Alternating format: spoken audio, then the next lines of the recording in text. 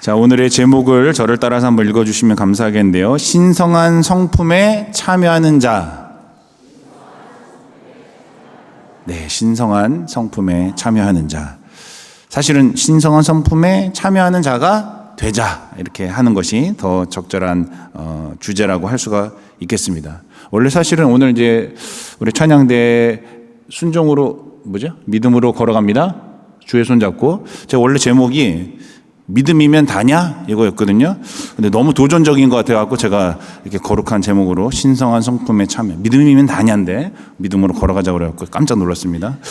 자, 오늘 성경을 가져오신 분들은 그대로 펴놓고 설교를 좀 따라오시면 감사하겠습니다. 오늘 베드로 후서, 이제 베드로 사도의 일종의 유언과도 같은 말씀인데요. 그 13절, 14절 우리가 읽지는 않았지만 보면요. 베드로 사도가 내가 이 장막에 있을 동안에 너희를 일깨워 생각나게 함이 옳은 줄 여기노니 이는 우리 주 예수 그리스도께서 내게 지시하신 것 같이 나도 나의 장막을, 이제 우리 육체를 보통 장막이라고 표현하죠. 장막을 벗어날 것이 임박한 줄을 알미라. 그러니까 베드로 사도가 자기가 이제 죽게 될 날이 얼마 남지 않아서 이 편지를 쓰게 됐다, 이렇게 얘기를 하고 있습니다. 자신이 이제 전도한, 혹은 자기가 제자 양육을 한, 혹은 이미 누군가로부터 복음을 받아들인 어떤 믿음의 성도들에게 이제 편지를 쓴 것이죠. 갈라디아서라든가 고린도전서라든가 이렇게 어떤 특정한 지역에 있는 교회가 아니라 널리 퍼져 있는 아마 소아시아 지역의 어느 믿음의 공동체였을 것이다, 이렇게 추정을 합니다. 베드로 후서 이제 3장 1절에서 2절 보니까 이 편지가 두 번째 편지라고 합니다. 그러니까 베드로 후서죠. 그 전에 여러 편지를 썼고, 또 그 전에 구약 성경을 비롯해서 여러 선지자들과 또 사도들의 그 전해준 복음, 그 복음의 내용을 오늘 3장 2절에 보니까 그 내용을, 혹은 내가 보낸 첫 번째 편지의 내용들을 기억하게 하려고 이 편지를 쓴다. 너희에게 다시 리마인드 시켜주려고 이 편지를 쓴다는 것이죠. 다시 말하면 이 편지 베드로후서를 받는 사람들은 이미 복음을 알고 믿음이 어느 정도 있는 사람들이라는 것이죠. 혹시라도 이방인들이었을지라도 개종을 해서 성경 공부를 하고 어떤 사람들은 세례도 받았을 것입니다. 믿음이 어느 정도 있는 사람들에게 너희에게 편지를 하는데, 조금 더 자세하게 오늘 1절에 보니까 이렇게 쓰고 있습니다.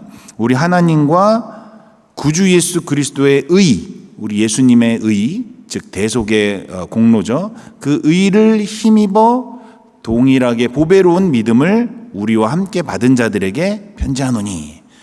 여기서 중요한 단어는 동일하게 받은 자들입니다. 그러니까 사도든 유대인이든 베드로든 누구든지 예수 그리스도의 의를 힘입어 하나님의 자녀가 된 것은 동일하다는 것이죠. 우리가 가진 믿음이 동일하다는 것입니다. 사도의 믿음이 더 훌륭하고 이제 처음 믿은 사람의 믿음이 훌륭하지 않은 것이 아니라 그리스도의 의를 힘입으면 누구나 다 차이가 없이 동일한 믿음을 가졌다는 것입니다. 그러니까 믿음을, 혹은 구원이라는 측면에서 보면 오늘 이 표현에 따르면 예수 그리스도의 의를 힘입어 똑같이 보배로운 믿음을 가졌다. 누구에게나 동일하다는 것을 강조하고 있는 것입니다. 자, 그런데 이 보배로운 믿음을 여러분도 저도 가지고 있지 않습니까? 그런 의미에서 이 베드로의 유언과 같은 이 말씀이 오늘날 지금 우리에게도 동일한 말씀이다, 이렇게 받아야 될 줄 믿습니다. 자, 그렇다면 동일하게 그 보배로운 믿음을 받은 자들, 소위 말해서 구원을 받은 자들에게 도대체 뭘 기억나게 하려고 유언과 같은 이 편지를 썼단 말인가? 정확하게 말하면 우리가 예수를 믿는 이유, 혹은 우리가 가진 믿음이 소위 말해 예수 믿고 죽어서 천당 가는 것, 그것이 아니라 오늘 제목처럼 신성한 성품에 참여하는 자, 신성한 성품에 참여하는 자가 되는 것, 그것이 우리의 믿음의 이유라는 것이죠. 그래서 크게 오늘 신성한 성품에 관하여 why, what, how 세 가지로 좀 말씀을 나누려고 합니다. 첫 번째로, 왜 신성한 성품에 참여하라고 하는가? 신성한 성품이 뭐고 도대체 왜 거기에 참여하라고 이 베드로 사도가 이 말씀을 썼는가? 오늘 본문 4절을 한번 같이 읽어봤으면 좋겠는데요. 여러분들 가지고 계신 성경, 혹은 앞에 화면이 나오면 4절을 같이 읽겠습니다. 시작. 이로써 그 보배롭고 지극히 큰 약속을 우리에게 주사 이 약속으로 말미암아 너희가 정욕 때문에 세상에서 썩어질 것을 피하여 신성한 성품에 참여하는 자가 되게 하려 하셨느니라. 이 말씀에 따르면 궁극적으로 이 신성한 성품, 이것은 아무나 참여할 수 있는 것이 아니라는 것입니다. 바로 아까 말씀드렸듯이 보배롭고 지극히 큰 약속, 즉 믿음을 가진 자들이 참여할 수 있는 특권을 받은 것인데, 이 신성한 성품에 반대되는 것이 무엇이냐? 오늘 4절에 보니까 정욕 때문에 세상에서 썩어질 것, 그것을 피하는 것, 그것이 신성한 성품이다. 즉 세상의 논리, 세상의 방식과 반대되는 것이란 거죠. 이 신성한이라는 단어를 왜 한국말로 신성한이라고 번역했는지 제가 참 의문인데요. 헬라어 단어로는 세이오스 혹은 데이오스라고 합니다. 즉 하나님의라는 뜻입니다. 소유격으로 신약에 총 3번 나오는데요. 오늘 이 본문하고 베드로후서 1장 앞에 3절에 신기한 능력, 그러니까 똑같은 단어인데 여기서는 신성한 성품, 3절에서는 신기한 능력, 신기하다는 게 정말 신기하다, 이 신기한이 아니라 하나님의 능력인, 그 하나님이 담긴 신의 기운이 담긴 신기한입니다. 그리고 이제 이건 두 가지는 조금 이제 우리가 오해가 있을 만큼 조금 어렵게 번역이 됐다고 생각하는데, 차라리 이제 사도행전 17장 29절에 보면 하나님의 소생이라고 해서 하나님의라고 표현한 것이 조금 더 나아 보이긴 합니다. 영어로는 이제 더 쉬운데요. divine, 하나님의, 신성의 이런 뜻이고요. 또는 Gods라고 하나님을 닮은 이라고 표현할 수가 있겠습니다. 다시 말해서 신성한 성품이란 것은 세상에 썩어질 그런 가치들이 아니라 하나님을 닮은, 하나님의 모습을 취하는 그런 성품이란 것이죠. 세상과 하나님의 것이 대조되는 것을 알 수가 있습니다. 하나님의 성품을 닮아가는 것, 우리가 잘 아는 표현으로는 하나님의 형상을 회복한다는 것이죠. 예수 믿으면 다 죽어서 천국 간다, 이 정도 끝이 아니란 거죠. 우리가 하나님을 닮아가는 것이 우리의 궁극적인 목표가 되어야 된다. 이 땅에 살면서 신성한 성품에 참여하는 자가 되어야 한다는 것이죠. 제가 자주 애용하는 비유인데요. 우리가 잃어버렸던 아들을 찾았던 어떤 왕이 있다고 칩시다. 왕자와 거지라고 할 수도 있고, 그 친부모를 찾아서 왕궁에 들어왔다는 거죠. 그 왕궁에 들어오면 왕이 먹는 그 음식을 먹고 왕이 사는 그 한 궁전에 같이 다른 방에서 왕궁의 침실에서 잔다고 그 사람이 진정한 왕자라고 할 수가 있을까요? 예전에 자신이 거리에서 뒹굴고 방황하던 그 삶을 벗어버리고 깨끗한 목욕 재개를 하고 왕자의 품격을 갖추고 왕자답게 사는 게 중요하겠죠. 왕의 법도를 지키면서 먹을 때도 그냥 우걱우걱 먹는 것이 아니라 왕자답게 고풍 있게 나이프 한 10개 놓고 막 칼 이렇게 쓰면서 이게 먹는 게 왕자다운 삶이겠죠. 신성한 성품에 참여하는 것이 그런 것이란 겁니다. 우리가 예수 믿고 그냥 천당에 가고 죽어서 천국 들어가는 것이 끝이 아니라 하나님이 우리를 구원하신 그 원대한 꿈, 원대한 하나님의 계획에 맞춰서 그 하나님의 자녀답게 우리가 이 땅에서 살아가는 것, 그것이 신성한 성품이라는 것입니다. 죄로 인해서 잃어버렸던 그 하나님의 성품, 그것을 회복하는 것, 하나님을 닮도록 노력하는 것, 이것이 신성한 성품에 참여하는 자라는 것이죠. 이것이 바로 사도 베드로의 유언이자 소위 믿음을 가진, 믿음으로 순종하며 주님의 손잡고 걸어가는 우리가 가야 할 길인 것입니다. 교회를 향한 간곡한 당부인 것이죠. 요한 사도도 비슷한 말씀을 하셨죠. 요한일서 2장 15절에 보면 이 세상에나 세상에 있는 것들을 사랑하지 말라. 누구든지 세상을 사랑하면 아버지의 사랑이 그 속에 있지 아니하니 이는 세상에 있는 것이 모두 육신의 정욕과 안목의 정욕과 이생의 자랑이다. 세상의 가치로 하나님의 삶을 살지 말고 하나님의 가치로, 하나님의 눈으로 이 땅에서 우리가 신성한 성품으로 참여하는 자가 되라. 이것이 우리에게 이 말씀을, 이 명령을 주신 이유가 된다는 것입니다. 자, 두 번째로, 그러면 신성한 성품에 참여하려면 우리가 어떻게 해야 되는가, 무엇을 해야 되는가, 왓에 관한 것인데요. 오늘 본문 3절에 보면 아까 말씀드렸듯이 신성한 성품, 똑같은 단어가 그의 신기한 능력, 하나님의 능력, 이제 디바인 파워라고 하는데요.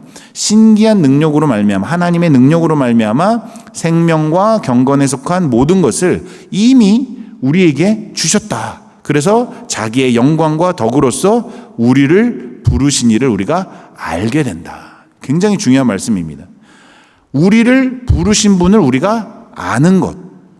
아까 그 비유로 따지면 잃어버렸던 부모인 왕을 만났어요. 근데 왕과 얼굴 생김새는 비슷한데 걸음걸이도 다르고 습관도 다르고 아버지가 뭘 좋아하는지도 모른다면 그것은 진정한 아들이라고 할 수가 없겠죠. 그러니까 우리를 부르신 그분에 대해서 우리가 알아가는 것이 필요하다는 것입니다.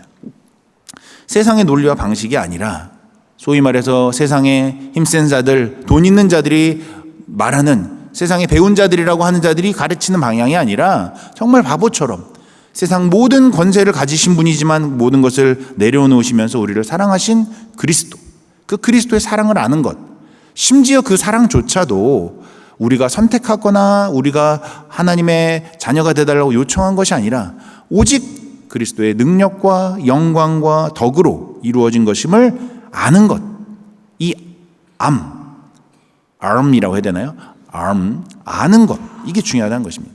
이 안다는 것은 여러분도 뭐 잘 아시겠지만 성경에서 안다 할 때 지식으로만 아는 것이 아니라 소위 이제 체험적 지식이죠. 하나님의 은혜를 맛보아 아는 것, 영적인 하나님과의 만남, 그것을 말하는 것이 안다 혹은 하나님을 향한 지식이다 이렇게 말한다는 것이죠. 그래서 진정한 하나님의 자녀, 진정으로 구원을 받은 자들은 하나님의 신성한 성품에 참여하는 첫걸음으로 우리 그리스도의 그 대속 사건, 그리고 그 대속 사건이 전적인 하나님의 은혜인 것을 아는 것이 중요하다는 것입니다. 그게 바로 믿음이 있다 혹은 믿게 되었다라는 것입니다. 사실 우리가 믿는 것 같지만, 내가 믿는다고 선택한 것 같지만 그 믿는 것조차도, 우리의 믿음조차도 하나님의 선물이고 하나님의 열심 때문인 줄 믿습니다. 결국 오늘 본문의 말씀으로 우리가 확인할 수 있는 것은 우리를 부르신 단 하나의 목적이 있다면, 혹은 우리가 남은 삶을 예수를 믿고 회심한 이후에 살아가는 유일한 목표가 있다면 그것은 신성한 성품에 참여하는 것, 다른 말로 하면 우리를 부르신 그리스도를 알아가는 것이라는 것입니다. 베드로후서 3장 18절에도 오직 우리 주 곧 구주 예수 그리스도의 은혜와 그를 아는 지식에서 자라가라. 그러니까 안다는 것이 그만큼 중요하다는 것이죠. 영광이 이제와 영원한 날까지, 우리가 주님을 만나뵐 그날까지 회심한 이후 영원토록 주님을 알아가는 것이 우리에게 있다는 것이죠. 요한복음 17장 3절 여러분 잘 아시는 말씀인데요. 영생이 무엇이냐? 영생은 곧 유일하신 참 하나님과 그가 보내신 자 예수 그리스도를 뭐하라고요? 아는 것이라는 거죠. 우리를 사랑하시는 하나님, 그 사랑, 은혜, 그리고 그 하나님의 은혜를 우리에게 전하시기 위해 이 땅에 오신 예수 그리스도를 아는 것, 체험적인 지식을 말하는 것입니다. 오늘 본문 3절에 따르면 이 아는 것조차도 그의 신기한 능력, 하나님의 신적인 능력, 디바인 파워로 인해서 우리에게 생명과 경건에 속한 모든 것을 우리에게 주시고 우리가 그것을 알고 닮아간다는 것입니다. 자, 그렇다면 우리가 왜 신성한 성품에 참여해야 되는지도 알겠고 신성한 성품이 무엇인지도 알겠다. 그러면 가장 중요한, 어떻게 그 참여하는 것인가? 신성한 성품에 참여하는 방법이 무엇인가? 그것을 오늘 이제 5절부터 쭉 나오는데 5절부터 7절에 보면 8가지 신성한 성품에 대해서 설명을 하고 있습니다. 어떤 사람들은 뭐 성숙한 그리스도인의 미덕이다 이렇게 이야기를 하는데요. 이 5절에서 이제 중요한 표현이 그러므로 너희가 더욱 힘써. 그러므로 너희가 더욱 힘써. 애를 써서 애를 쓰라는 거죠. 영어로 하면 make every effort. 너희들의 노력을 막 기울여서 이뤄내야지 신성한 성품에 참여하는 거지, 그냥 예수님 한번 믿었다고 저절로 되는 것이 아니라는 것입니다. 신성한 성품에 참여한다는 것은 반드시 피나는 노력이 뒤따른다는 것입니다. 8가지 성품 한번 찬찬히 살펴보겠습니다. 첫 번째로 가장 첫 시작은 믿음입니다. 믿음. 영어로는 이제 faith라고 하죠. 헬라어로는 피스티스라고 합니다. 이미 우리가 충분히 지금 앞에서 말한 내용입니다. 하나님의 신적인 권능, 디바인 파워로 성육신이 이루어졌고 예수 그리스도가 우리를 위해 십자가에 죽으셨고 그 십자가에 죽으신 것을 우리의 모든 죄가 씻겨졌다는 것을 믿는 것, 그 확신을 갖는 것, 그리고 그조차도 나의 공로가 아니라 예수님이 계시하신 하나님의 그 말씀으로 우리가 믿고 알게 되는 것, 그리고 그 모든 것이 그리스도의 영광과 덕으로 이루어졌다는 것. 이것이 바로 신성한 성품에 참여하는 첫 번째 덕목인 믿음인 것입니다. 그러므로 이 믿음이라는 것은 모든 이 8가지 덕목의 근원이다라고 감히 말할 수 있겠습니다. 자, 그런데 아까 제목을 제가 믿음이면 다냐라고 말씀을 하려고 했다고 말씀드렸는데, 왜 그러냐면 이 8가지 중에 많은 사람들이 1번에서 끝이고 만다는 것이죠. 믿었다, 나 믿었어, 끝이야. 이제 소위 이단이라고 말하는 구원파가 특히 거기에 너무 이제 집착을 하는데요. 믿고 구원을 받았으면 끝. 그 다음부터 내 마음대로 살아. 많은 성도들이 착각하는 것이 믿음이면 천국 가면 그것으로 끝난 줄 안다는 것이죠. 물론 어느 정도는 맞는 말입니다. 오직 믿음으로 말미암아 우리가 의인이 되고 하나님의 자녀가 되어 구원을 받았으니까 믿음으로 구원을 받았다는 말은 맞겠죠. 그런데 우리가 믿는다는 그 믿음이 그저 하나님의 자녀가 되는 조건, 천국에 가는 티켓 정도가 된다면 그것은 그리스도의 피를 모욕하는 일일 것입니다.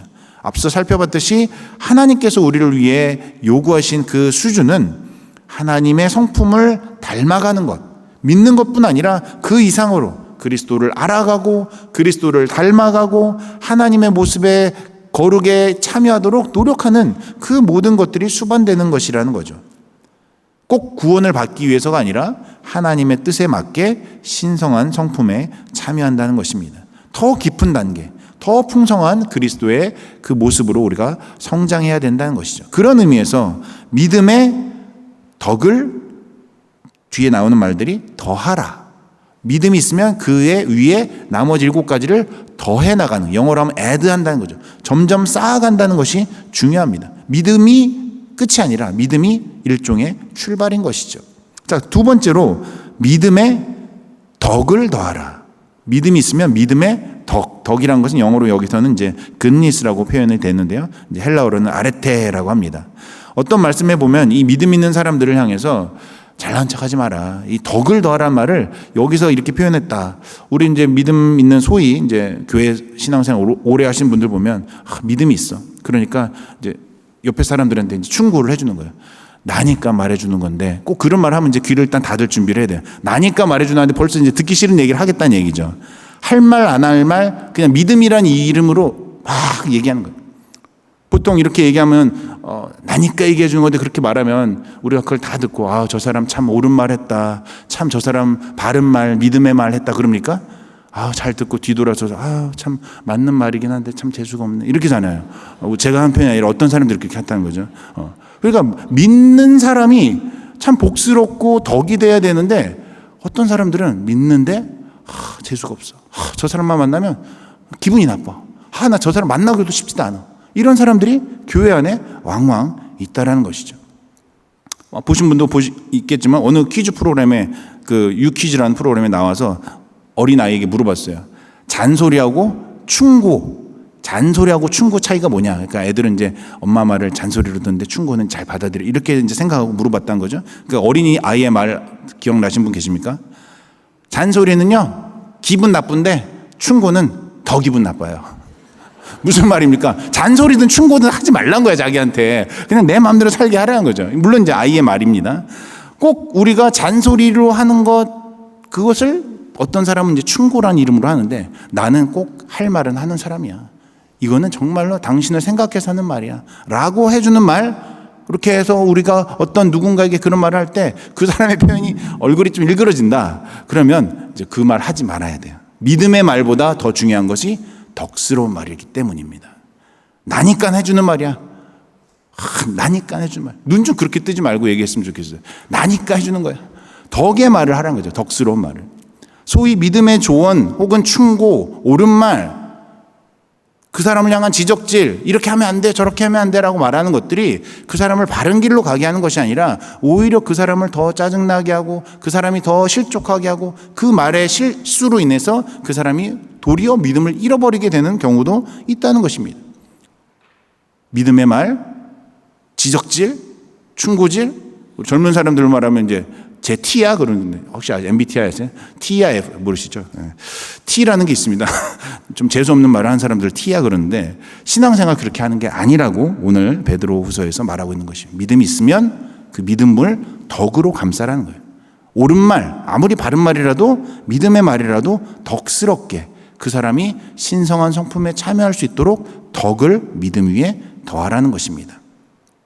칼 같은 믿음보다 따뜻한 덕이 필요한 것입니다. 베드로전서 2장 9절에 여러분 잘 아시는 말씀이죠. 그러나 너희는 택하신 족속이요 왕 같은 제사장들이요 거룩한 나라요 그의 소유가 된 백성이니 이는 너희를 어두운 데서 불러내어 그의 기이한 빛에 들어가게 하신 이의 아름다운 덕을 아레테 그 덕을 선포하게 하려고 우리를 구원하셨다는 것입니다.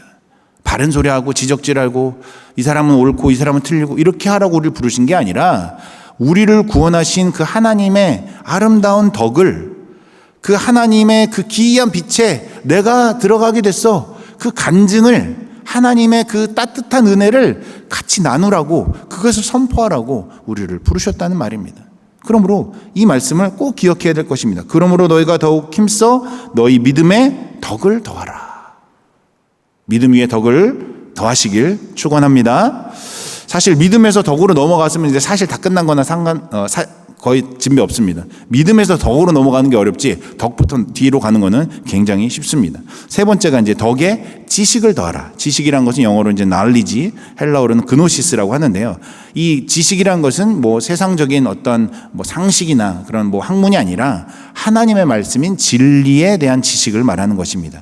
아무리 덕스러운 사람이라도 진리의 테두리 안에 있지 않으면 오류가 날 수 있다는 것이죠. 아무리 우리가 배려를 하고 뭐 덕스러운 행동을 하고 그렇다 하더라도 진리에 서지 않는 덕은 오히려 무익한 것이 될 수도 있다는 것입니다.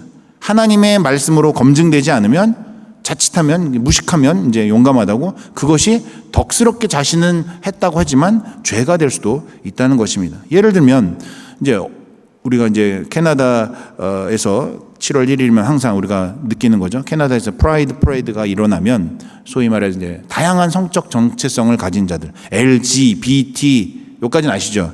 자꾸 늘어나요. Q, I, A, 2S. 그래서 2S는 이제 투 스피릿 가진 사람, 뭐 별의별 사람들이 자꾸 들어옵니다. 이제 나중에 자기들도 모를 거예요. 너무 길어져가지고. LGBT 뭐 이렇게 해서 다양한 사람들을 존중하는 것, 누구도 차별하지 않는 것, 모두의 성적인 정체성, 지향성을 덕으로 세워준다는 미명 아래 얼마나 많은 죄악들이, 얼마나 하나님 보시기에 악한 일들이 이 백주대낮에 소위 프라이드라는 이름으로 진행된단 말입니까? 그러니까 중요한 것은 믿음 있는 자가 덕을 세우려 할 때 이 덕이라는 것이 그저 모든 사람의 마음에 흡족하게 모든 사람을 존중해 준다고 되는 것이 아니라 믿음의 덕을 덕 위에 지식을 더하라는 것입니다. 자, 네 번째로 지식을 더하는데 그 지식에는 반드시 절제가 따라야 한다는 것입니다. self control, 영어로는 헬라어로는 엔크라테이아라고 하는데요. 진리에 대한 지식을 추구한다고 하면서 말씀을 공부한다고 하면서 스스로 짐짓 교만해지는 사람들이 있다는 것입니다. 진리를 안다고 열심히 공부한다고 하면서 결국은 그 하나님의 모든 것을 우리가 알 수 있다는 그런 마음으로 한계를 긋지 못하고 자족할 줄 모르고 그저 하나님을 우리가 다 재단하려는 마음, 하나님은 이런 분이야라고 함부로 얘기하는 것, 그런 것으로부터 우리가 정말로 절제할 줄 알아야 한다는 것이죠. 하나님이 알려주시는 만큼, 계시해 주시는 만큼 알 수 있는 것이지 우리는 계시해 주시지 않은 것을 알 수가 없다라는 것입니다. 어려운 말로 이제 계시 의존 사색이라고 하는데요. 하나님이 계시해 주시고 알려주신 것에 근거해서 우리가 생각을 해야 된다는 것이죠. 알려준 바가 아니면 멈춰야죠. 하나님의 말씀에 쓰여있지 않은 부분을 추측은 우리가 할 수가 있겠으나 넘겨짚어서 확증하고 또 그것이 진리인 채 오만해서는 안 된다는 것입니다. 제 딸이 이제 이번 여름 지나면 11학년 올라간 고등부 11학년 되는데 수련회도 갔다 오고 예배를 드리고 꼭 그러면 주일날 꼭 저한테 질문을 해요. 아빠, 뭐 이런 게 궁금해요. 왜 그런 거예요? 꼭 물어보는 게 굉장히 난감한 질문들 있잖아요. 대답하기 어려운 것들. 쉬운 건 안 물어보더라고요. 자기가 찾아보면 나오니까 꼭 어려운 것만 물어봐요. 뭐 아담과 하와의 뭐 가인 뭐 이런 얘기 있잖아요. 죄가 어떤 이거는 무슨 죄고 동성애는 어떻게 뭐 이런 거. 그러면 이제 금방 얘기해 줄 수가 없고 길게 얘기해. 그럼 계속 얘기하다 보면 질문이 꼬리에 꼬리를 물고 그러면 결국은 저도 나름대로 목사고 나름대로 유학 가서 공부했다는 사람인데 한참 얘기하다 보면 어느 순간 저도 막히고 질문하는 아이도 막히고 끝을 모르는 어떤 한 부분에 도달한다는 것이죠. 그럼 결국은 그건 나도 모르겠다. 하나님이 그렇게 하셨어. 그냥 그러고 끝나버려요. 하나님 그렇게 하신 거 어떻게 해? 내가 했니? 하나님 그렇게 하셨지? 그러면 아이도 저도 침묵한 왕왕 하면서 대화가 그렇게 끝나는 거예요. 어떤 부분에 있어서는 우리가 모르는 부분이 있다는 거죠. 그거를 막 아는 척하고 교만을 부리고 하나님은 아마 이렇게 하셨을 거야, 저렇게 하셨을 거야. 하나님이 원하는 방식이 아니라는 것이죠. 반드시 우리의 지식은 절제가 있어야 된다는 겁니다. 멈출 줄 알아야 바른 지식이 된다는 것입니다. 공연한 호기심과 억측 또는 오만으로 하나님의 무제한성을 침해하는 것은 도리어 우리의 믿음을 약하게 만드는 하나님의 신성한 성품에 참여하지 못하도록 하는 것입니다. 절제가 필요하다. 자, 다섯 번째로 절제 위에 인내를 더하라. 영어로 하면 이제 perseverance 혹은 이제 ESV 버전에 보면 steadfastness라고 합니다.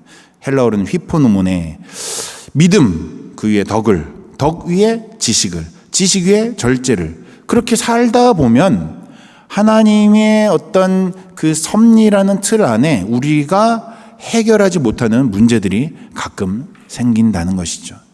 우리가 겪게 되는 고난, 어떤 슬픔, 어떤 우리가 이해할 수 없는 어떤 신기한 사건들이 일어난다는 것이 하나님께 막 따져 묻고 싶고 고난 중에 확 삐뚤어져 버리고 싶은 타락하고 싶은 마음들이 우리에게 필요할 때, 든 때가 있다는 것이죠. 그럴 때 우리에게 필요한 것이 바로 인내라는 것입니다.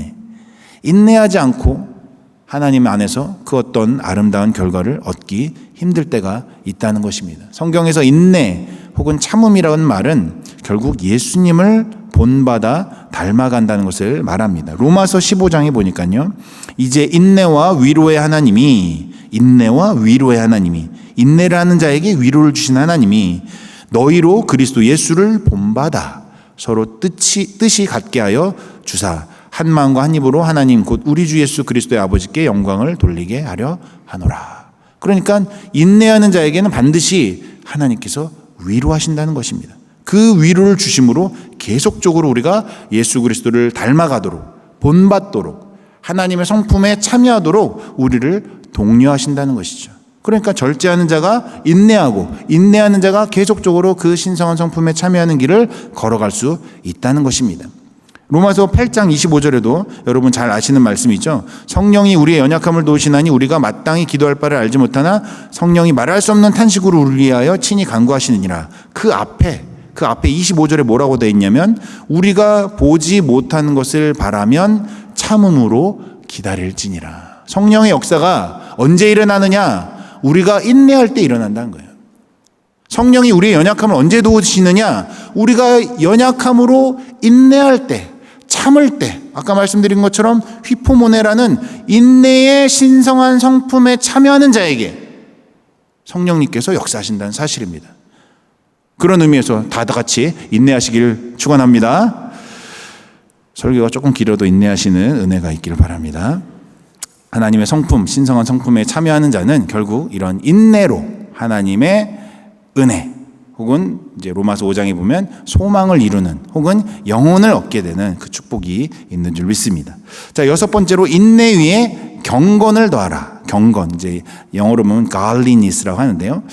참는 것도 절제도 인내하는 것도 결국은 다 한계가 있다는 것이죠. 사람이 참는 것에는 한계가 있다. 결국은 그 참을 수 있는 동력, 하나님이 주시는 힘이 있어야 되는데 그것이 바로 경건으로부터 나온다는 것입니다.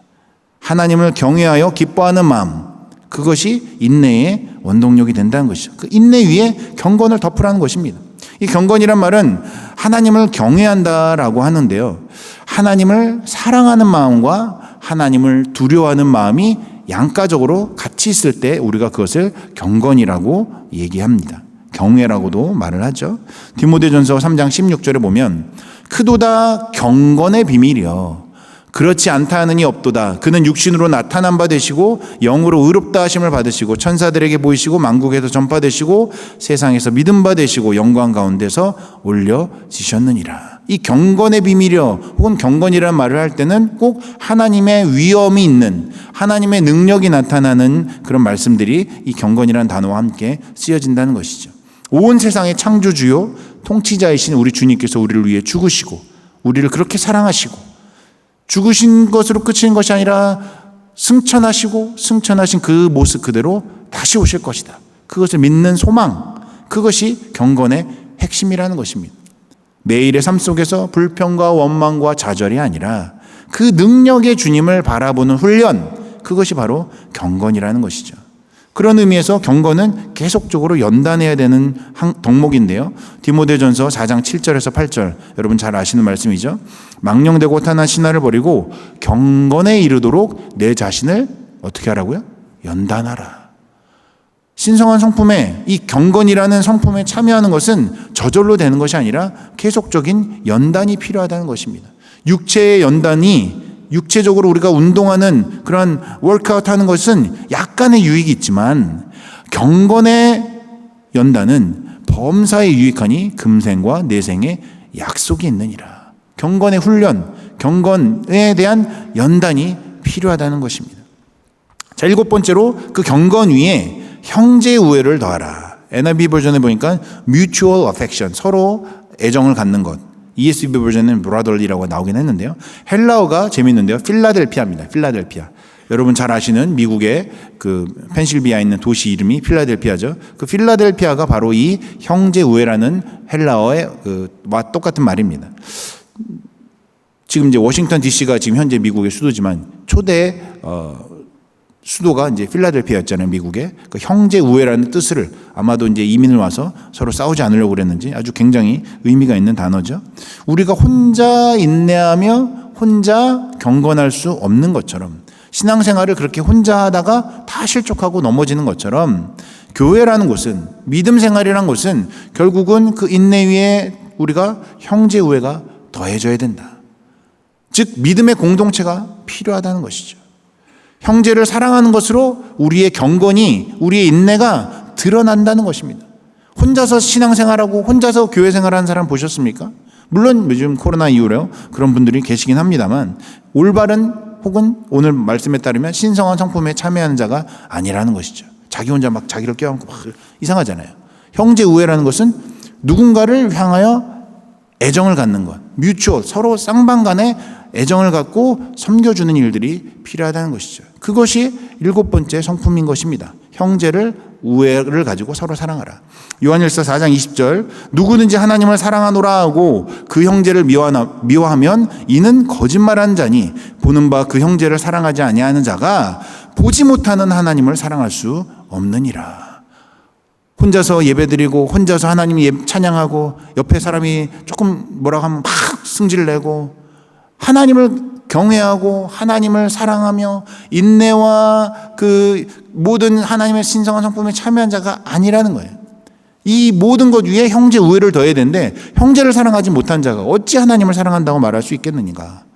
결국은 우리의 믿음부터 경건에 이르기까지 그 모든 덕목들이 이 신성한 성품이 형제 우애라는 이름으로 표출이 된다. 다 드러나고 증명이 된다는 사실입니다. 야고보서 3장 9절에서 10절에 보면 하나님의 형상대로 지음을 받은 사람, 그 사람을 하나님을 찬송한 입으로 욕하지 말라는 거예요. 신성한 성품에 참여한 다른 형제를 저주하지 말라는 거예요. 하나님을 찬양한 입으로 다른 사람을 헐뜯고 비난하고 뒷담화하는 일들이 일어날 수가 없다는 것입니다. 그것이 바로 7번째 성품인 형제 우애인 것입니다. 자, 마지막으로 이 모든 것 위에 결국은 사랑을 더하라. 아까 형제 우애도 일종의 사랑이지만 이 마지막 8번째 사랑은 이제 우리가 잘 아는 아가페라는 단어입니다. 어떻게 보면 기독교 모든 이제 설교와 모든 이야기의 끝판왕이죠. 사랑을 더하라. 우리 고린도전서 13장에도 여러분 잘 아신 것처럼 그런즉 믿음, 소망, 사랑 이 세 가지는 항상 있을 것인데 그 중에 제일은 사랑이라. 아마 잘 아실 것입니다. 엄밀히 말하면 형제 우애도 사랑의 한 종류지만 이 헬라어는 이 두 가지를 필라델피아와 아가페로 구분하고 말하고 있거든요. 사실 형제 우애는 좋은 마음을 가지고 서로 대접하고 아껴주는 마음이 원수까지도 할 수 있는 것을 말하고 있지는 않습니다. 어느 정도의 헌신과 손해를 감수하긴 하지만 이 아가페가 말하는 것처럼 무조건적인 우리의 의지를 뛰어넘는 사랑은 아니라는 것이죠.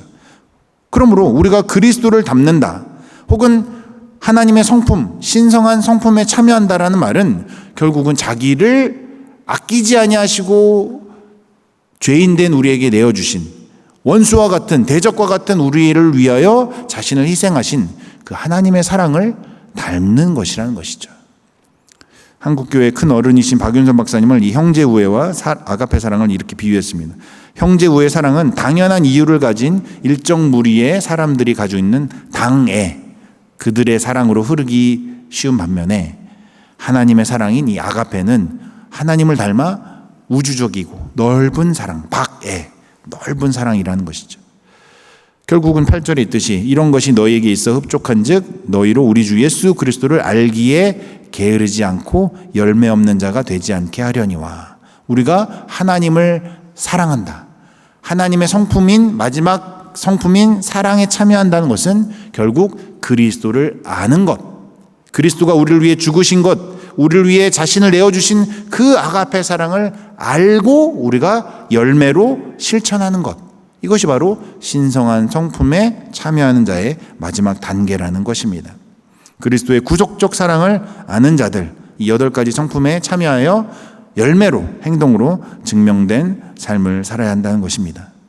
그래서 결론적으로 10절에 그러므로 형제들아 더욱 힘써 너희 부르심과 택하심을 굳게 하라. 너희가 이것을 행한즉, 우리가 그것을 행동으로 실천할 때 우리가 실족하지 아니하고 신성한 성품에 참여하는 자가 된다라고 말씀을 맺고 있습니다. 사랑하는 여러분, 결론을 맺겠습니다. 오늘 이제 본문의 11절에 이와 같이 너희가 할 때 하나님의 나라, 그 나라에 들어감을 넉넉히 우리에게 주신다, 이렇게 말씀하셨는데요. 제가 감히 평가하건대 여기 수요 예배 오신 분들 중에 믿음이 없는 분들은 안 계실 것입니다. 길을 잃어버려갖고 여기 들어오신 분 계신가요? 아무도 없으시잖아요. 대부분 수요 예배까지 오신 분들은 믿음이 있으신 분들이에요. 그런데 그 믿음에서 그치면 안 된다는 것이죠. 믿음 위에 덕을. 제가 이제 밑덕, 지절, 인경, 형사, 신학교 날 때 막 이렇게 였는데 또 하나씩 풀어나면 힘들어. 믿음의 덕을, 덕의 지식을, 지식의 경건을. 이렇게 해서 계속적으로 쌓아서 최종적으로 사랑에까지, 예수 그리스도의 사랑에까지 우리가 자라나야 된다. 주님의 나라에 갈 때까지 넉넉히 승리하는 저와 여러분들이 다 되시기를 축원합니다.